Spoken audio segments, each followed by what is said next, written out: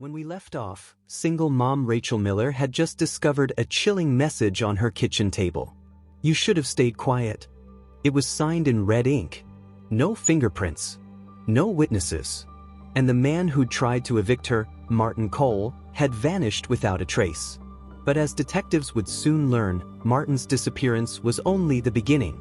Because what Rachel found next, in her own building's basement, would uncover a truth more terrifying than anyone imagined.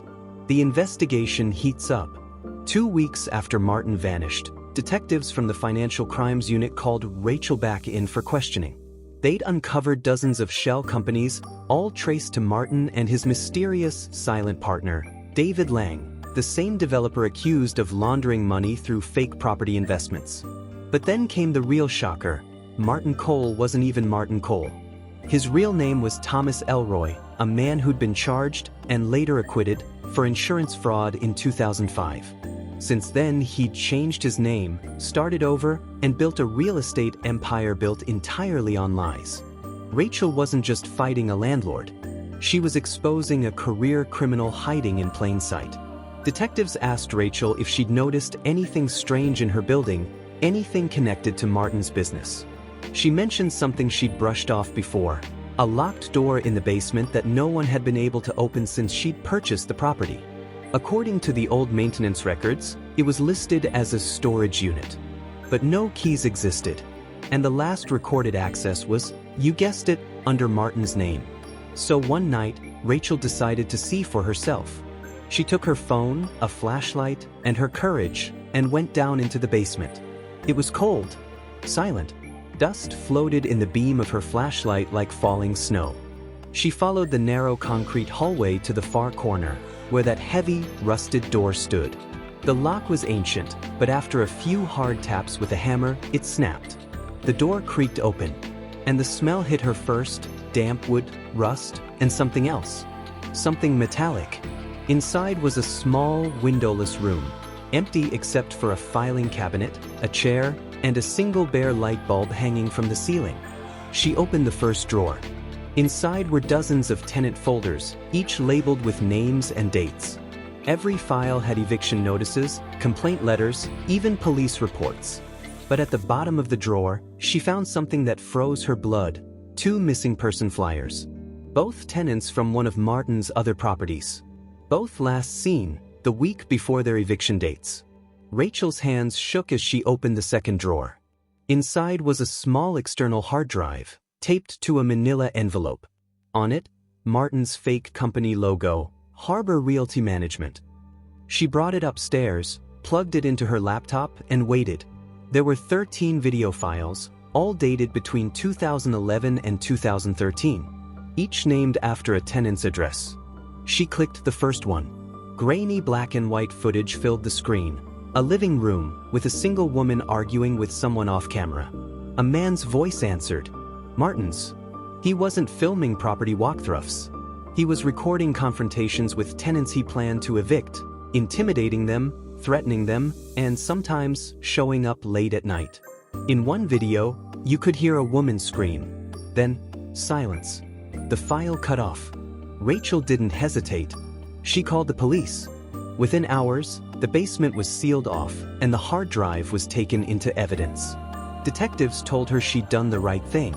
But one officer, Detective Ruiz, pulled her aside. He said something that would haunt her for months. "Ms. Miller, these aren't just harassment videos. We think you found Martin's insurance policy. Someone else was helping him, maybe even protecting him." Over the next few weeks, investigators dug deeper. Those missing tenants? Both had filed formal complaints against Martin. Both had settlements pending against his company. And both disappeared before ever receiving their payouts. But here's the strange part: the payouts were made, deposited, by a man named David Lang. Lang's signature appeared on every transfer, every sale, every payoff. And now, with Martin missing, Lang was the only one left holding the money. But when the DA's office issued a warrant, Lang was gone too. His accounts drained. His office cleared out. And a one-way ticket to Belize purchased 2 days earlier. Just when things couldn't get stranger, Rachel received another letter in the mail. No return address. Inside, a single sheet of paper. You opened the wrong door. And attached to it, a photo. Her son, playing outside their apartment. Taken from across the street. That's when Rachel made the hardest decision of her life. She packed up, moved her son out of state, and contacted a journalist known for exposing white-collar crimes. If the police couldn't stop them, maybe the press could. 2 months later, the story broke. The Langcole connection, inside California's eviction scam empire. It went viral overnight. Hundreds of tenants came forward, people who'd been pushed out, silenced, or disappeared after crossing the wrong landlord. But in the chaos of media attention, a new piece of evidence surfaced, a security photo from the day Martin's car was found. In the background, standing at a payphone near the warehouse, was a man with sunglasses and a baseball cap. Facial recognition confirmed the impossible. It was David Lang. The discovery. Detectives rushed to re-examine the warehouse where Martin's car had been abandoned. This time, they dug behind it. And what they found made national news. Buried under 6 feet of dirt were 3 bodies. All wrapped in plastic. All with personal belongings matching the missing tenants. But there was something else. A 4th grave. Freshly dug. Empty. Inside the pit, detectives found a half-burned photo of Rachel and her son. Rachel went into protective custody that night. But before she could even process what was happening, Detective Ruiz called her with breaking news. "Rachel, we just got DNA results back. One of the bodies, it's not a tenant." "Then who is it?" she asked. Ruiz paused. "It's Martin Cole." Silence. If Martin was dead, then who sent her those letters? And who was watching her house at night? To be continued in Part 3. Fire. Martin Cole is dead. David Lang has vanished.